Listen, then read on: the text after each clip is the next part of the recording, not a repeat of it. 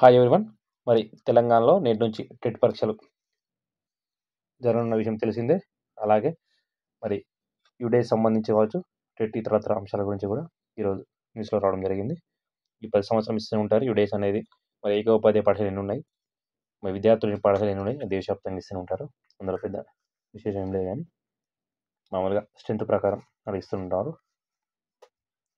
మరి నేటి నుంచి టెట్ 20 వరకు రోజు 2 సెషన్లు పరీక్షలు, అంటే 10 రోజులు 20 సెషన్లకు సంబంధించి పరీక్షల విషయం తెలిసిందే. మరి మొత్తం 2,75,750 మంది పరీక్షకు హాజరుకానున్నారు. పేపర్ 1 సంబంధించి 94,327 మంది, పేపర్ 2 సంబంధించి 1,81,426 మంది. మరి గత మేలో జరిగిన టెట్లో మనం అప్పుడు గమనిస్తే 2,86,000 మంది రాయడం జరిగింది. మరి అప్పుడు ఇన్ సర్వీస్ టీచర్ వాళ్ళు రాసిన కొంతమంది అన్ఎంప్లాయీస్ ఎగ్జామ్స్ రాయలేదు. మరి ఈసారి ఇన్ సర్వీస్ టీచర్ వాళ్ళు కేవలం పేపర్ 2 రాస్తున్నారు. కొంతమంది 30,000 దరఖాస్తులు టీచర్కి సంబంధించి. అలాగే అన్ఎంప్లాయీస్ గతంలో రాయని వాళ్ళు ఇప్పుడు రాస్తున్నారు. మొత్తానికి గత సంవత్సరం కన్నా, గత టెట్ కన్నా ఈసారి 10,000 తగ్గారు. కానీ పేపర్ 1 పెరిగారు, పేపర్ 2 కొంచెం స్వల్పంగా తగ్గింది. మొత్తానికి పేపర్ 1 94,000 మంది, పేపర్ 2 1,81,000 మంది రాస్తున్నారు. మరి ఇందులో మొత్తం 17 జిల్లాలు 92 పరీక్షా కేంద్రాలు ఏర్పాటు చేశారు. గత రేట్లో 16 జిల్లాల్లో 86 సెంటర్లు వేస్తే ఈసారి మరి కానీ గత సంవత్సరం జరిగిన టెట్లో ఎక్కువ మందికి సొంత జిల్లాలో లేదంటే ఫస్ట్ సెకండ్ థర్డ్ ఆప్షన్ ఇచ్చిన ప్రకారం పడుతుంది. ఈసారి మాత్రం చాలామందికి వేరే వేరే జిల్లాలో సుదూరంగా వేశారు. కొంతమందికి సొంత జిల్లాలో ఎగ్జామ్ సెంటర్ సొంత జిల్లాలో పడింది. మరి ఈరోజు నుంచి జనవరి 20 వరకు జరగనున్న విషయం తెలిసిందే. ఈరోజు పేపర్ 2 సంబంధించి మ్యాథమెటిక్స్ ప్రారంభం కాబోతుంది, మ్యాథ్స్ సైన్స్ వాళ్ళకు. మొత్తానికి మన అభ్యర్థులందరికీ ఆల్ ది బెస్ట్. గత టెట్ కంటే ఈసారి అదనంగా మార్క్స్ సంపాదించి, అలాగే గత టెట్లో ఎవరైనా ఫెయిల్ అయి ఉన్నారు, తక్కువ మంది ఫెయిల్ అయ్యారు. వాస్తవానికి టెట్ కూడా ఇన్ని సంవత్సరాలు అంటే ప్రతిసారి టెట్ పెట్టడం స్కోర్ ఇంప్రూవ్ కోసం ఏంటంటే తప్ప కొత్తగా ఇప్పుడైతే అదనంగా క్వాలిఫై అయ్యే వాళ్ళు తక్కువే ఉంటారు. ఎందుకంటే ఆల్మోస్ట్ అందరూ కూడా చాలామంది క్వాలిఫై అయ్యారు. దాదాపు పేపర్ 1లో మాత్రం ఆల్రెడీ డిఈడి చేసిన వాళ్ళు 90% మంది టెట్ క్వాలిఫై అయ్యారు. పేపర్ 2 సంబంధించి 70% మంది క్వాలిఫై అయ్యారు. ఆల్మోస్ట్ కొంచెం ప్రిపరేషన్ కావచ్చు, కొంచెం అండర్స్టాండింగ్ ఉన్న వాళ్ళు ఆల్మోస్ట్ అందరూ క్వాలిఫై అవుతున్నారు.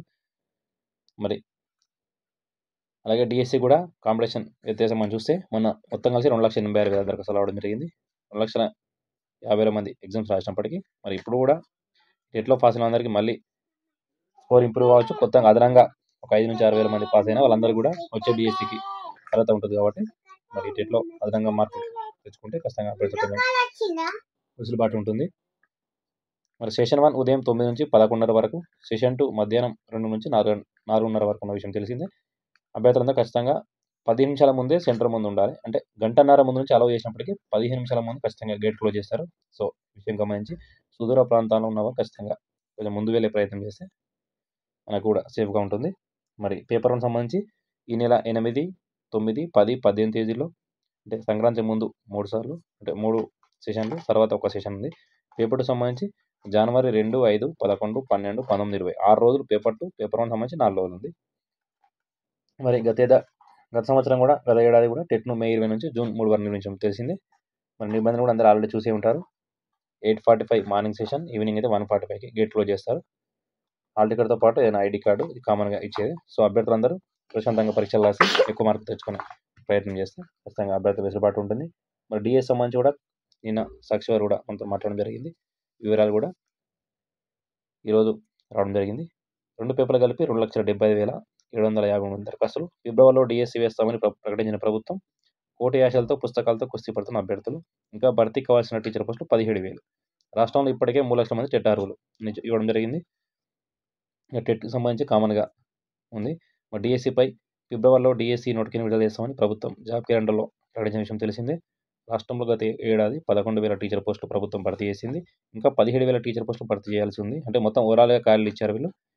దీంతో టీచర్ ఉద్యోగార్థులు కొండంత ఆశలతో పుస్తకాలతో కుస్తీ పడుతూ ప్రిపేర్ అవుతున్నారు. రాష్ట్రంలో ఇప్పటికే టెట్ అర్హత సాధించిన వారు 3 లక్షల మంది ఉన్నారు. డిఎస్సిలో టెట్కు వెయిటేజీ ఉండడంతో వీరిలో కొంతమంది టెట్ స్కోర్ పెంచుకుందుకు మళ్ళీ టెట్ రాస్తూనే ఉన్నారు. ఇంతకుముందు మనం చెప్తూనే ఉన్నాం, టెట్ కూడా ప్రతిసారి పడడం వల్ల ఖచ్చితంగా పాస్ అయిన వారు కూడా ప్రతిసారి రాస్తూనే ఉన్నారు. మరి ప్రైవేట్ స్కూల్లో పనిచేసే వారు కూడా టెట్ డిఎస్సి కలిపి కోచింగ్ తీసుకుంటున్నారు. ఇక్కడ హైదరాబాద్ కేంద్రంగా టెట్ డిఎస్సి అన్నీ కామన్గా రాశారు. లాస్ట్ ఇక్కడ కూడా జాతీయ విద్యా విధానంలో మానసిక బోధనా విధానానికి అత్యంత ప్రాధాన్యం ఇస్తుండడంతో ఆ కోణంలోనూ టెట్ ప్రశ్నపత్రాన్ని రూపొందించడం సమాచారం. అంటే కామన్‌గా జాతీయ విద్యా విధానం మనకు అఫీషియల్‌గా ఇక్కడ సిలబస్ లేనప్పటికీ అందులో సంబంధించి వివిధ చట్టాలు కావచ్చు, విద్యా చట్టం మినహాయించిన విద్యా చట్టం ఎలాగ వస్తుంది, వివిధ అంశాలు కూడా జాతీయ విద్యకు సంబంధించి ఒక 2 ప్రశ్నలు అడుగుతున్నట్టు ఇక్కడ రాశారు.